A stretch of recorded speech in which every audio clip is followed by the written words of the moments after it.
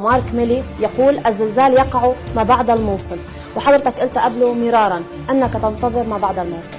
هل اقتربنا من الزلزال خصوصا مع الأمريكي يسمعني أكثر من ربعنا المقاتلين، بس أنا أريد أقول للعرب العراقيين ما بعد الموصل مصيبة، فليش تستعجلون على مصايبكم؟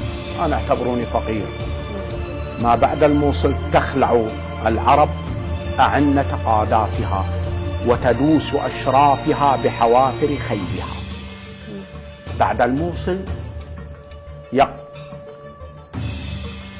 يقتل بعضكم بعضا ويزني بعضكم ببعض وينهب بعضكم بعضا، فلا شريف عندكم تحسبونه شريفا ولا تهابون أحدا، حينما قال الحسين والله بعد قتلي لا تهابون أحدا، إن بعد الموصل لن تهابون أحد.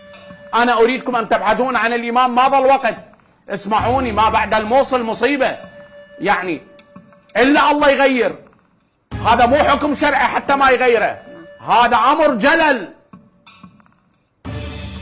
أنتوا الآن انظروا، بدأت الأكراد يردون الموصل ويردون من؟ ويردون كركوك، وراح ياخذون صلاح الدين.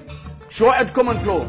وراح يكون وياهم السنة يقاتلون، مع احتراماتي للطائفة السنية الكبيرة الكريمة، راح يقاتلون. الآن الأكراد كل السنة يحتوونهم في أربيل. ليش؟